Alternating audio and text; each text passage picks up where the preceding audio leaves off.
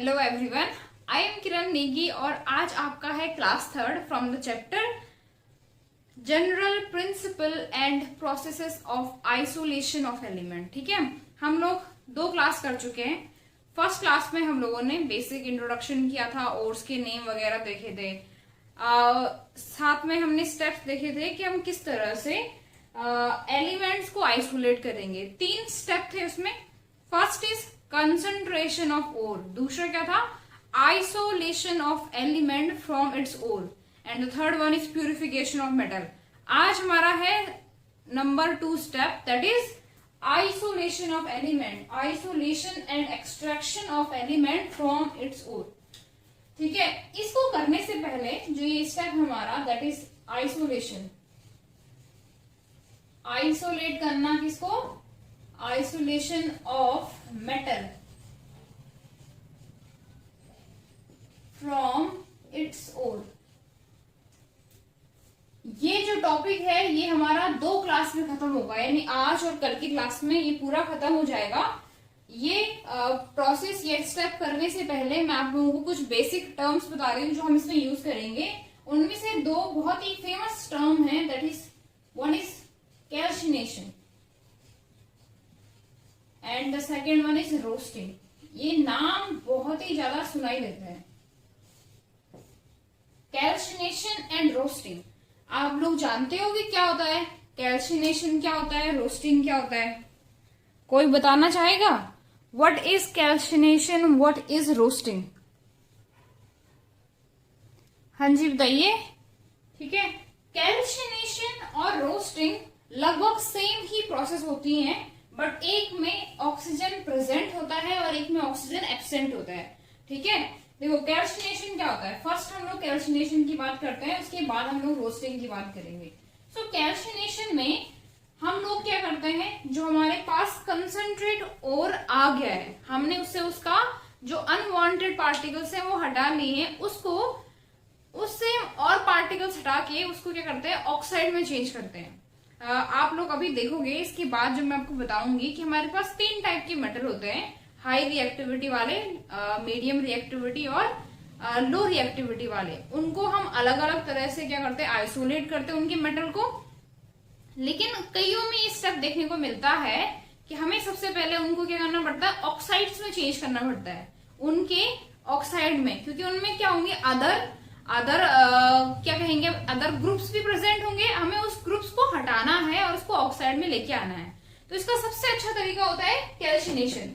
Calcination का मतलब ये होता है कि हम कंसंट्रेट ओर को हीट करें विदाउट ऑक्सीजन, जिससे कि वो क्या होता है, उसका केवल ऑक्साइड बचा रहे, बाकी जो अदर क्या कहेंगे हम लोग, एक तरह से ग्रुप आएगा, जो बाई प्रोडक्ट आएगा वो वोलेटाइल होता है और वो क्या होता है, एक तरह से उससे हमारा जो ऑक्साइड है वो एस्केप हो जाएगा। बात अब समझ में आई? Calcination is a process which take place without oxygen.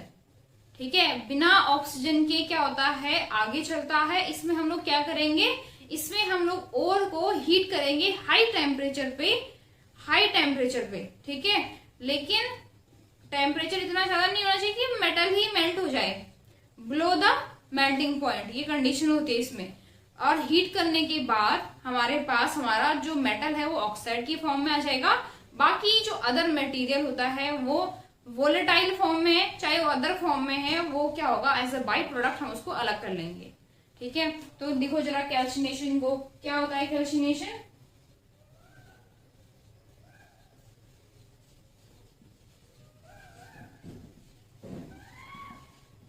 Calcination is a process through which we convert ore of metal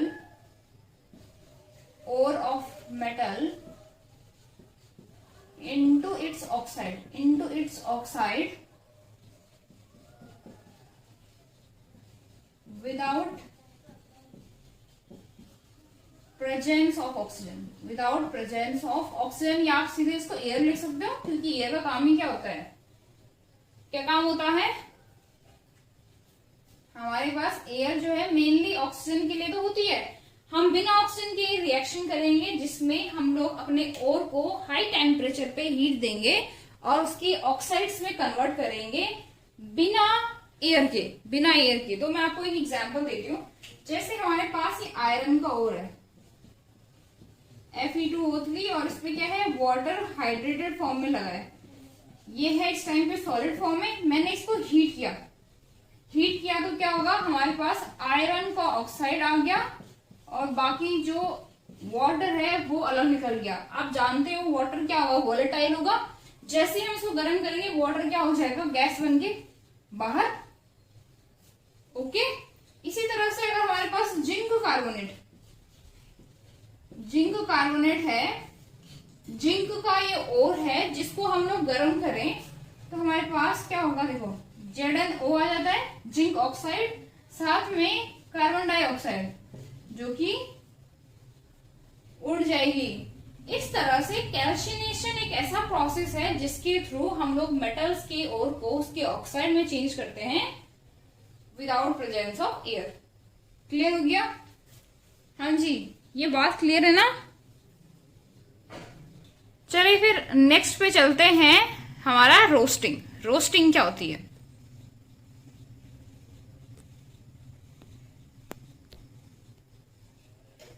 I hope आपको क्लियरली विजिबल हो।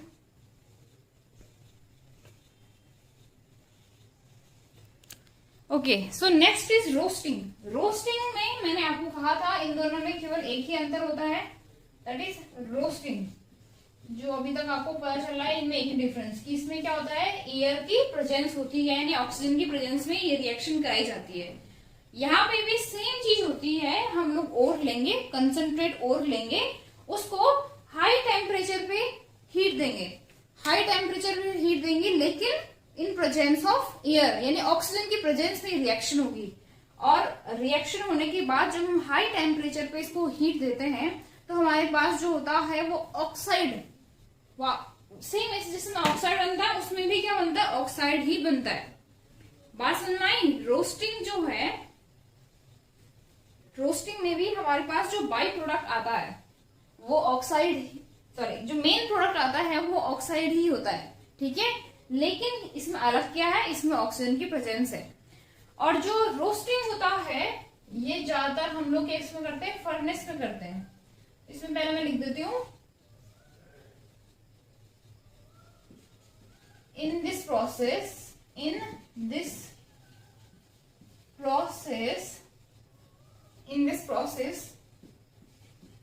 ore is heated,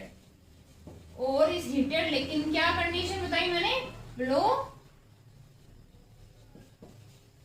their melting point। किसका मेल्टिंग पॉइंट की बात कर रही हूँ मैं, metal की, क्योंकि अगर हमने टेम्परेचर को ज्यादा कर दिया मेटल के मेल्टिंग पॉइंट से तो मेटल गल जाएगा, तो ये हमारे पास रिएक्शन नहीं मिलेगी, हमारा मेटल ही हम सेपरेट ही नहीं कर सकते उसको। उसके बाद तो ऑक्साइड तो बहुत दूर की बात है। तो हम लोग करना क्या है, इस प्रोसेस में ओर को हीट करना है, लेकिन उसके मेल्टिंग पॉइंट के नीचे, किसके नीचे, मेल्टिंग पॉइंट के नीचे उसको क्या करना है, हीट करना है। तो उसके बाद होगा क्या, ये ज्यादातर रिएक्शन मैंने आपको बताया किसमें की जाती है, फर्नेस में की जाती है। फर्नेस क्या होता है, एक तरह की फर्नेस, अगर आप लोगों ने देखा होगा इंडस्ट्री में ज्यादातर ये रिएक्शन जब हम करते हैं तो बड़े बड़े से क्या बोलते हैं उनको, एक वर्ड ये नाम से जानते हैं। हमारे पास अगर आप लोगों ने एनसीईआरटी पढ़ी हुई उसमें एक डायग्राम भी है इसका, वो भी देख लेना, आपके लिए थोड़ा सा इजी हो जाएगा समझना। तो रोस्टिंग में क्या होता है, ओर को हीट किया जाता है उसके मेल्टिंग पॉइंट के नीचे, उनके मेल्टिंग पॉइंट के नीचे, एंड ऑक्साइड आर फॉर्म। इसमें भी अल्टीमेट रिजल्ट हमारे पास क्या होता है, ऑक्साइड ही आता है। तो मैं आपको एग्जाम्पल बताती हूँ। जैसे हमने लिया ZnS, जिंक सल्फाइड, इसको हमने ऑक्सीजन की प्रेजेंस में हीट किया तो हमारे पास क्या आएगा, जिंक ऑक्साइड, साथ में क्या बनती है, सल्फर डाइऑक्साइड गैस को हम बैलेंस कर लेंगे।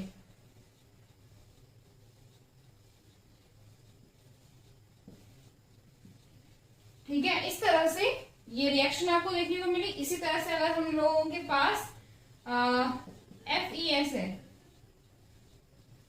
या कॉपर का ले लो, कॉपर का ओर जो होता है यहाँ पे कॉमनली दिखता है भी हमें, क्या बनेगा Cu2O, साथ में क्या बनता है SO2, इसको आप लोग बैलेंस कर लोगे। इसमें एक चीज आपको दिख रही होगी, मैंने दोनों बार सल्फाइड के ओर लिए, राइट। तो ये मोस्ट कॉमनली जो रोस्टिंग होती है ये हमारे पास तब होती है जब हमारे पास क्या होते हैं सल्फाइड ओर वाले, सल्फाइड कंटेनिंग ओर्स होते हैं, ठीक है। तो मोस्टली लिख देती हूं मैं इसको भी, mostly shown in sulphide ore. Sulphide ore में ज्यादातर जब हम उनको आइसोलेट करेंगे उसके मेटल को, तो ये प्रोसेस हमें वहां देखने को मिलेगी। ये दोनों टर्म क्लियर हुए या नहीं हुए बताओ? आपको कैल्सिनेशन समझ में आया, रोस्टिंग समझ में आया? अगर ये चीज क्लियर है तो हम लोग आगे चलते हैं, जहां पे हम लोग अपना topic that is isolation of metal from its ore start करते हैं। सही है, चलो फिर।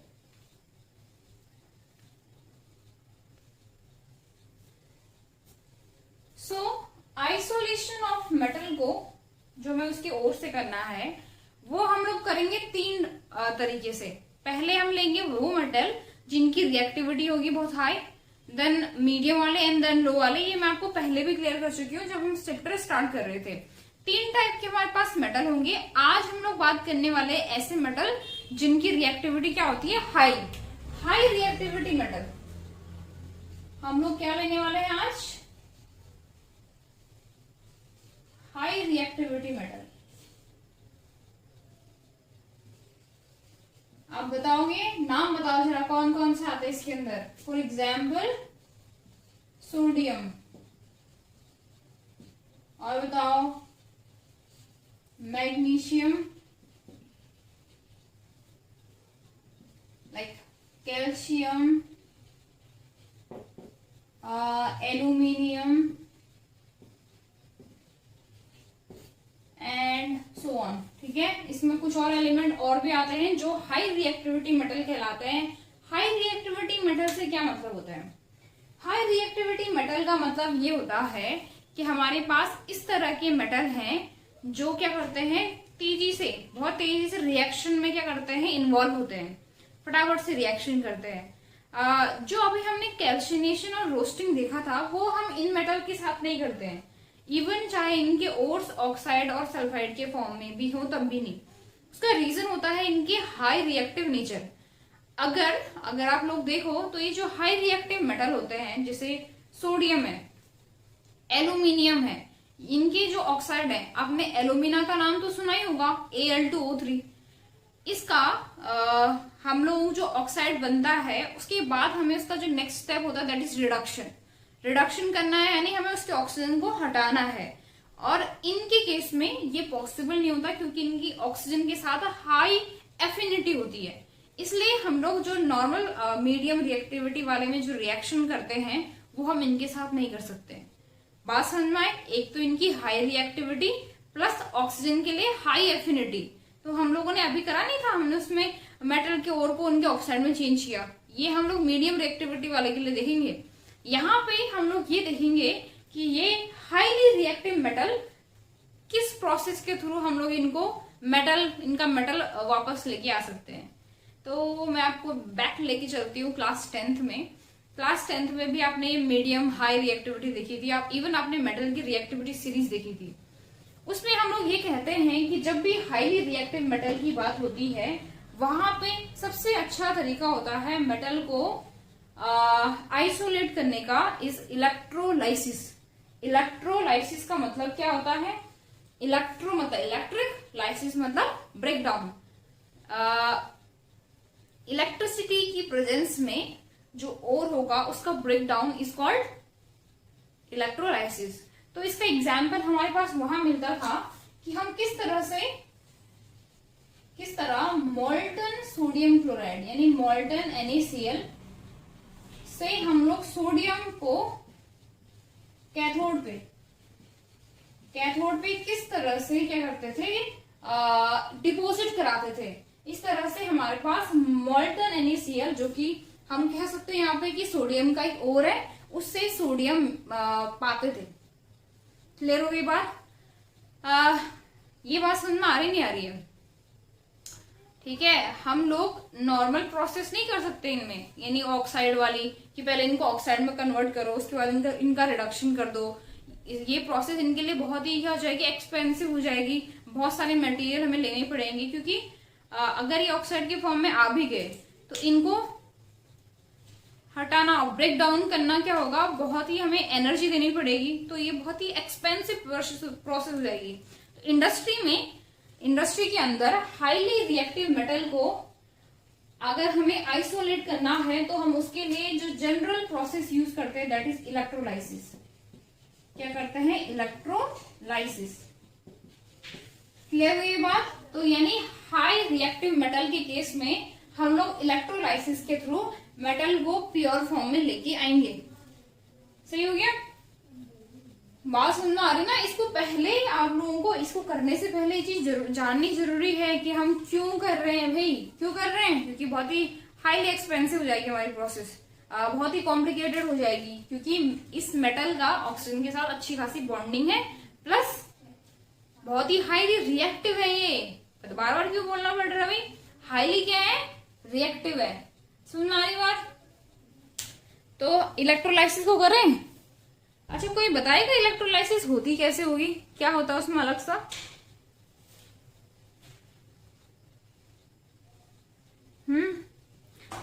इलेक्ट्रोलाइसिस होती कैसे है, हम किस तरह से और से अपने मेटल को निकाल पाएंगे इसमें? तो ये प्रोसेस करते हैं हम लोग पहले किसकी?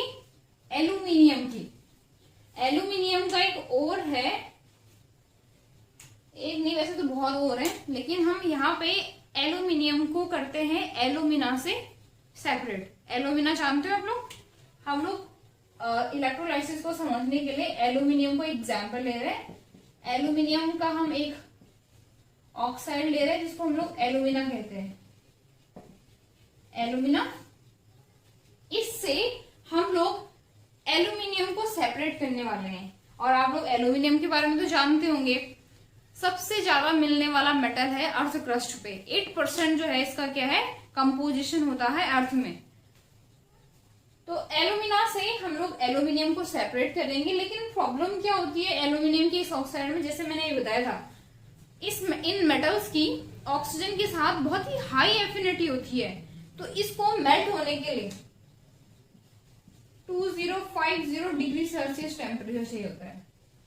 भाई साहब, अगर हम इतना टेम्परेचर लगा देंगे इसी पे, तो वो कितना ज्यादा हीट, कितना ज्यादा एनर्जी कंज्यूम कर चुका होगा, समझ रहे हो? और इतने हाई टेम्परेचर पर उनकी स्टडी करना कौन जाएगा वहां? तो इसलिए हम लोग क्या करते हैं, इस एल्यूमिना में कुछ और अदर और जो एल्यूमिनियम के हैं उनको मिक्सअप करते हैं। उनमें आता है दो का नाम, सुना होगा आपने। एक तो है क्रायोलाइट, सुनाई वाला क्या होता है इसका फॉर्मूला, Na3Al(F6), या इसकी जगह पे हम लोग कभी ये फ्लोरोस्पार यूज करते हैं, दैट इज CaF2। इन दोनों ओर में से किसी एक को मिक्सअप कर देंगे एल्यूमिना के साथ, जिससे होगा क्या, हम लोग एल्यूमिनियम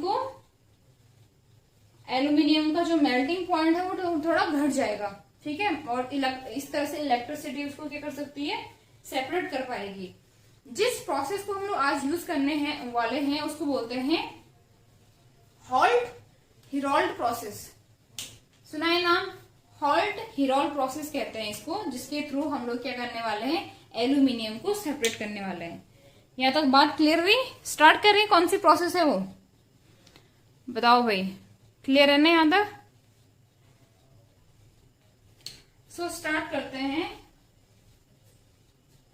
इस प्रोसेस का नाम है हमारा हॉल्ट-हेरोल्ड मेथड लिख देते हैं, हॉल्ट-हेरोल्ड मेथड।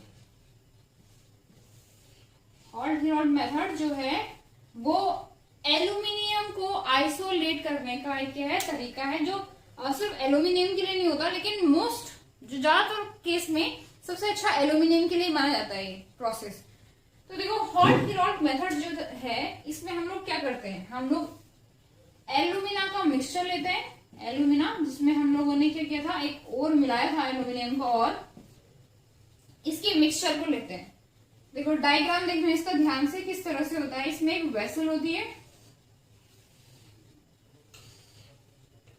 ये होती है स्टील की बनी, किसकी बनी, स्टील की।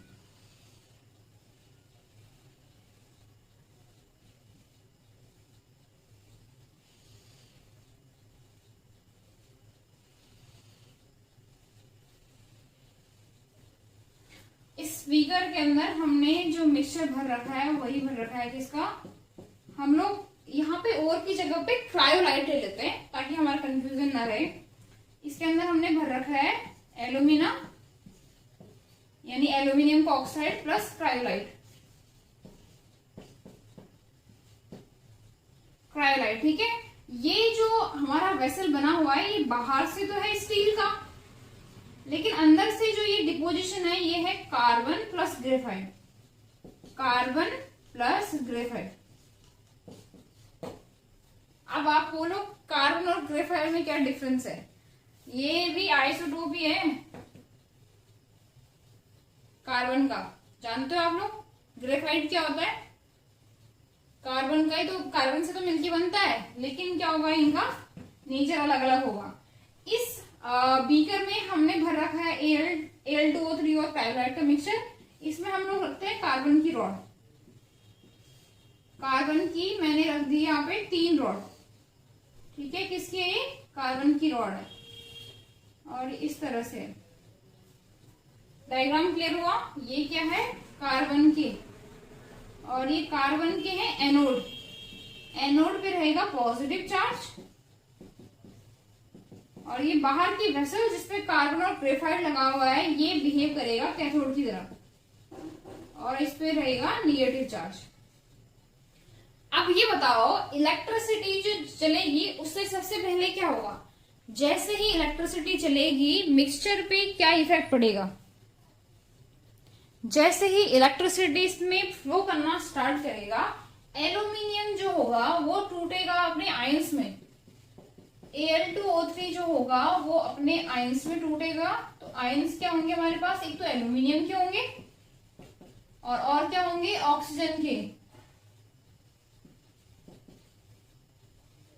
ठीक है। ये आयंस है, ये हमारा बन गया कैटायन पॉजिटिव वाला, और ये क्या बन गया, एनायन, ठीक है।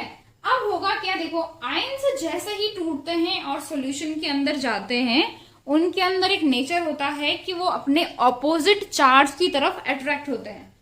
अगर आप देख पा रहे होंगे तो एनोड पे क्या है, पॉजिटिव चार्ज, तो एनोड पे कौन अट्रैक्ट होगा, एनायन। कैटायन कैसा चार्ज वाला है, पॉजिटिव, वो किसकी तरफ अट्रैक्ट होगा, कैथोड की तरफ। तो पहले हम लोग स्टार्ट करते हैं कैथोड पे क्या होगा, एट कैथोड, ये लिख सकते हो आप। कैथोड पे एल्यूमिनियम जो होता है, जो इलेक्ट्रिसिटी के कारण जो इलेक्ट्रॉन फ्लो हो रहे होंगे उनको क्या करता है, गेन करता है, लेगा, और क्या बनाएगा, एल्यूमिनियम का मेटल बन जाएगा। देखो एल्यूमिनियम मिल गया और एक कैथोड पे आ रहा है ना इस पे, तो ये लगातार क्या होता है, यहाँ डिपोजिट होता रहता है। ये पूरा का पूरा हमारे पास कैथोड है, तो यहाँ जो है एल्यूमिनियम डिपोजिट होता रहेगा। साथ में क्या होगा, साथ में एनोड पे भी कुछ हो रहा होगा। एनोड बना है कार्बन का, किसका बना है, कार्बन का। कार्बन पे जो ये ऑक्सीजन है -2 चार्ज वाला, वो क्या करता है, इसको बैलेंस कर लेना, 2 ले लो तो क्या हो जाएगा, CO2। साथ में क्या होंगे, 4 इलेक्ट्रॉन जो होंगे वो क्या कर रहे होंगे, फ्लो हो रहे होंगे। ये अभी बैलेंस नहीं है क्योंकि इसमें जितने आयंस आपको यहाँ दिखने चाहिए उतने यहाँ भी दिखने चाहिए। तो इसके लिए आप इसको मल्टीप्लाई बाय क्या कर सकते हो, × 2 कर सकते हो, ठीक है। इसमें भी अगर हमें क्या करना है, अब कितने हो गए, 2 3 जो 6, बैलेंस करोगे इसको कैसे होगा, किस तरह से हम इसको बैलेंस करेंगे।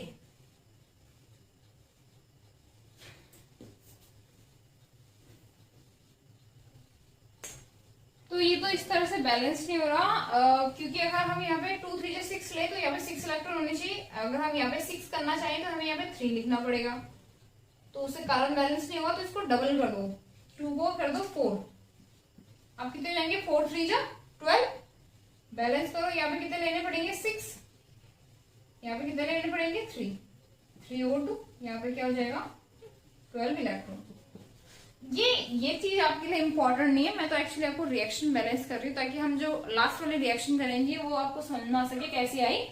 लेकिन मेन चीज क्या है, देखो कैथोड पे हम लिखेंगे मेटल डिपोजिट हुआ, मेटल डिपोजिशन, यही इंपॉर्टेंट है और यही क्वेश्चन भी आता है। मेटल का डिपोजिशन कहाँ पे होता है, तो कहाँ पे हुआ, कैथोड पे। एनोड पे जो है वो गैस निकल रही है, that is carbon dioxide gas, ठीक है। और कहते हैं, और उसमें बाय एक्सपेरिमेंट्स ये कहा जाता है कि 1 किलोग्राम ऑफ एल्यूमिनियम डिपोजिशन, जब 1 किलोग्राम एल्यूमिनियम यहां नीचे डिपोजिट हो जाएगा तो 0.5 kg गैस जो होती है वो क्या होती है, इवॉल्व होती है। बात समझ में आई, 1 किलोग्राम ऑफ एल्यूमिनियम पे 0.5 किलोग्राम ऑफ क्या होती है, गैस इवॉल्व होती है। इतना ज्यादा अमाउंट होती है इसका भी, ठीक है। 1 किलो पे आधा किलो गैस, 1 किलो एल्यूमिनियम पे आधा किलो गैस, ठीक है। तो ये थी हॉल्ट हीरोल्ट मेथड, जिसमें हम लोग इलेक्ट्रोलाइसिस के थ्रू, आप लोगों ने डायग्राम अच्छे से देखना है, क्योंकि आपको जब अगर क्वेश्चन आता है तो एक्सप्लेन यही करना पड़ता है। इस डायग्राम के थ्रू हमने किस तरह से एल्यूमिना से एल्यूमिनियम को लिया, दैट इज हॉल्ट हीरोल्ट प्रोसेस। अब जिसकी ओवरऑल रिएक्शन होती है, ओवरऑल रिएक्शन जो होती है वो क्या होती है, वो ये होती है, जिस तरह से Al2O3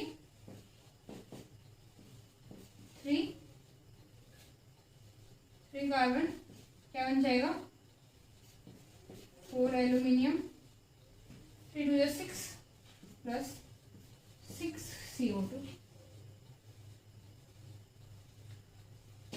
ये इसकी ओवरऑल रिएक्शन है टोटल।